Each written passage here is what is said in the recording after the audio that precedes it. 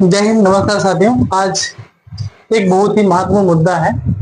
जो एक एग्जाम होता है एसएससी, ये जो भर्ती कराने वाली एक संस्था है, उसके द्वारा सेंट्रल के बहुत से कर्मचारियों का परीक्षा करा के चयन कराया जाता है। तो उसको लेके एसएससी सीजीएल को लेके स्टूडेंट्स के द्वारा लगभग लाखों में संख्या स्टूडेंट्स की थी। कुछ एक प्रोटेस्ट चल रहा था दिल्ली में, एक नारा इसमें लग गया कि दिल्ली चलो, क्योंकि कुछ स्टूडेंट्स की मांगे रहती हैं, वो कहीं न कहीं डिससेटिस्फाइड होते हैं।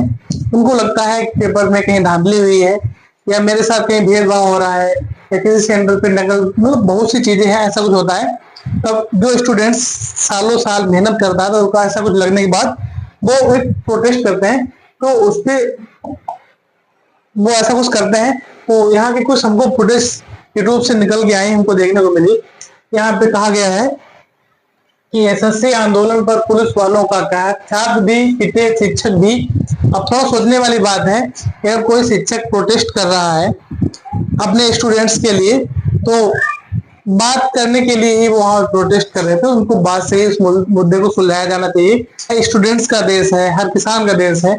हर किसान, हर भारतीय के किसान के बच्चे स्टूडेंट्स होते हैं। उनके द्वारा टैक्स के पैसों से देश की सारी व्यवस्थाएं चलती हैं। अगर कोई भी व्यक्ति मनमानी करता है तो कहीं न कहीं गलत है। तो ये जो हुआ है कि ये आपको दिख रहे हैं डॉक्टर लक्ष्मण यादव, उनके द्वारा कहा गया है। ऐसे आपको बहुत से पेजेस आपको देखने को मिलेंगे। इसमें कहा गया है, हम आतंकवादी हैं क्या? हम आतंकवादी हैं क्या? टीचर यहाँ पे आपको रोते हुए दिख रहे हैं, आपको पहचाने में आ गए होंगे, टीचर लोग हैं। और एसएससी प्रोटेस्ट स्टूडेंट्स और टीचर्स को पुलिस डिटेन कर फिर कहाँ ले गई, मतलब इनको पता भी नहीं, इनको पकड़ लिया गया और कहाँ ले गई ये भी पता नहीं है। ऐसा कुछ इसमें दिख रहा है खबरों में। और इसके अलावा भी बहुत से हमने फुटेज जांच की है। यहाँ पे आपको दिख रहे हैं कि इनका यहाँ पे हाथ फ्रैक्चर है, हाथ में कुछ बांध रहे हैं। तो उसके बाद में एसएससी एग्जाम स्थान पर इसके बारे में बात करते हैं। ऐसे ही आपको और भी कुछ फुटेज दिखा रहे हैं। इसमें सबसे बड़ा स्कैम यहाँ पे एसएससी को लेके यहाँ भी दिया गया है। और अगले साल पुलिस थाने से छुटकर आए। अब सोच सकते हैं कि कोई अगर टीचर अपने स्टूडेंट्स के लिए प्रोटेस्ट करता है, अपनी मांगे रखता है, कंडीशंस कहीं मतलब कही जाती है कि इस तरीके से कोई भी चयन आयोग किसी का नहीं है, एक संस्था है, भारतीय संस्था है। भारत के अंदर कोई भी संस्था है तो भारतीय संस्था है, इंडियंस के लिए है, हर स्टूडेंट्स के लिए है। स्टूडेंट्स अगर उसमें कहते हैं कि इसमें ये प्रक्रिया अपनाई जाए, अगर वो लॉजिकल है, सही है, तो हमको मेरे हिसाब से उसको मानना चाहिए। नहीं मानते हैं तो उसको तर्क करिए कि आप गलत कह रहे हैं, ऐसा नहीं हो सकता, तो आप उनको कर सकते हैं। लेकिन ये कहीं न कहीं गलत चीजें आपके सामने आ रही हैं। और यहाँ पे ये आप ये समझ सकते हैं, बहुत बड़े बड़े चैनल इसको लिख रहे हैं। एसएससी बस में ठूसे गए टीचर्स हैं, ये नेता नगरी, मतलब इस तरीके से कुछ बताया जा रहा है। और क्या मामला क्या है, थोड़ा इस पे बात करते हैं। आपको बता दें, एसएससी का मतलब होता है staff selection commission, combined graduate level examination होता है। तो स्टाफ सिलेक्शन कमीशन आप एसएससी का मतलब समझ सकते हैं, कंबाइंड ग्रेजुएट लेवल एग्जामिनेशन है, एसएससी सीजीएल का फुल फॉर्म है। और ये किस लिए ऐसा इतना बड़ा प्रोटेस्ट बन गया, इसके पीछे कुछ तो राज रहा होगा। मुख्य आरोप इसमें क्या है, स्टूडेंट्स के द्वारा लगाए गए हैं, इसमें समस्याएं बताई गई हैं, यहाँ विवरण दिया गया है। अचानक परीक्षा रद्द की जाती है, मतलब कोई डेट फिक्स होती है, स्टूडेंट्स सालों साल उसकी तैयारी करते हैं। आप समझ सकते हैं किसी भी व्यक्ति का एक दिन का समय कितना होता है। और स्टूडेंट्स अपने घर वालों से पैसा मांग मांग के अगर बरसों बरस बिता रहे हैं, अपना एक कमरे के अंदर एक चार दीवारी अपने आप को कैद कर रहे हैं, उनको एक डेट दी जाती है, इस डेट को उनको एग्जाम होने वाला है। वो हर पार्टी में, मतलब रिश्तेदारी, कोई पार्टी हो, शादी हो, बारात हो, बर्थडे, मतलब किसी भी पार्टी में नहीं जाते हैं, बाहर घूमने नहीं जाते हैं, अपना इतना बड़ा बलिदान करते हैं। किसी की लाइफ का समय तो आप कीमती कितना होता है समझ सकते हैं। तो पहली बात तो ये समस्या है कि अगर पहली बात तो जो डेट फिक्स है उस पर एग्जाम होना ही चाहिए। अगर नहीं भी होता है तो उनको पहले से इंफॉर्मेशन होनी चाहिए, ना कि कोई व्यक्ति हजारों किलोमीटर तो सेंटर को दूर डालते हैं। हजार किलोमीटर दूर पहुंचने के बाद स्टूडेंट्स अगर सेंटर पहुंचता है, उसको वहां पे ये पता चले कि आज एग्जामिनेशन कैंसिल हो गया है, तो एक तो ये इनकी नाराजगी है। दूसरी इनकी समस्या ये है, ये कह रहे हैं तकनीकी गड़बड़ियां इसमें कुछ होने की दिखने को मिल रही है। कंप्यूटर सर्वर फ्रीज हो जा रहा है, माउस या screen blank out, biometric door, इंटेंस लेन देन में दिक्कत, मतलब बहुत सी मतलब उसमें प्रॉब्लम्स आती हैं। तो ये इनकी दिक्कत है। गलत सेंटर आवंटन, तो सेंटर को आवंटन किया जाता है वो गलत है। उम्मीदवारों को होम स्टेट से दूसरे राज्यों या दूर द्वीपों में भेजा गया है। एक उदाहरण दिया गया है, जयपुर के एक छात्र को अंडमान में सेंटर मिला। आप समझ सकते हैं राजस्थान जयपुर कहाँ है और अंडमान निकोबार द्वीप समूह कहाँ है। अगर इतनी दूर दूर सेंटर जाएंगे तो बच्चों के साथ स्वाभाविक सी बात है, अन्य इतनी दूर भेजने का, एक स्टेट बहुत बड़ा होता है। अगर स्टेट में कितने कितने जिले होते हैं, अगर एक डिस्ट्रिक्ट में भी अगर कोई व्यक्ति को एक डिस्ट्रिक्ट के इधर से दूसरे डिस्ट्रिक्ट के दूसरे छोर पर भेज दिया जाए, तब भी वहां पे अननोन व्यक्तियों के साथ उसके साथ परिचय होगा और कोई ऐसी नकल जैसी संभावना नहीं होगी। अगर नकल की संभावना आपको इतनी ज्यादा लगती है, इतना गवर्नमेंट के पास फोर्स रहता है, तो प्रोटेस्ट कराएं, अपने अंदर से मजबूती लाएं, ना कि बच्चों को हजारों किलोमीटर दूर भेजें। एक तो उनका ये मानना है। तो उम्मीदवार ये एग्जाम्पल दे रहे हैं, कठोर सुरक्षा व्यवस्था, अभद्र व्यवहार यहाँ दिया गया है, बाउंसरों की तैनाती, छात्रों को बिना चेतावनी, छात्रों और शिक्षकों की प्रमुख मांगे क्या है, आखिर क्या वहां जाके शिक्षक मांगते हैं, टीचर्स मतलब बच्चों के लिए, या बच्चों की क्या डिमांड रही है जो सरकार को वो न देखिए उनको लाठियों से दबाजा गया, ऐसा क्या इतना खास बड़ा मांग गया है। इनका मतलब तत्काल स्वतंत्र जांच की जाए, सीबीआई या सुप्रीम कोर्ट मॉनिटर समिति के तहत पारदर्शिता और जवाबदेही मांग की गई है, मतलब जांच कराने की मांग की जा रही है। और अनुबंध रद्द करना, मतलब नई परीक्षा एजेंसी नियुक्त की जाए।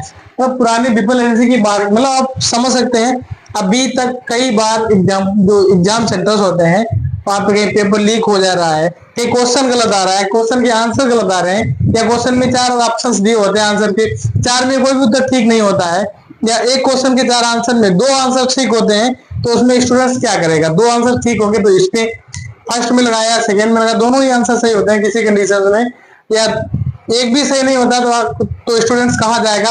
कम से कम आप उसको बाद में नंबर ऐड कर देते हैं, लेकिन उस स्टूडेंट्स बेचारा बहुत समय उसका वेस्ट होता है कि दोनों क्वेश्चन उसका एक भी आंसर सही नहीं, तो सोचता है इसी में आंसर होगा, एक बार 2 बार 4 बार तक उसमें मूड मारता रहता है, तो समय का उसका दोहन होता है।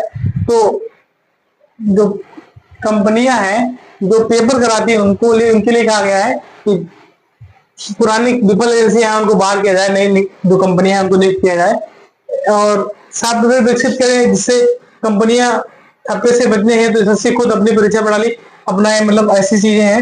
एसएससी सीजीएल 2025 में देरी है, अगर अव्यवस्था बरकरार रही तो सितंबर अक्टूबर तक सीजीएल पोस्टपोन किया जाएगा, मतलब एक मांगे हैं। और नॉर्मलाइजेशन प्रक्रिया और परिणाम पूरी तरह पारदर्शी हो, मार्क्स निर्वाचन आधार प्रकाशित हो, और रिचेक या आंसर की ये यहाँ पे 5 करें जो भी दिया है।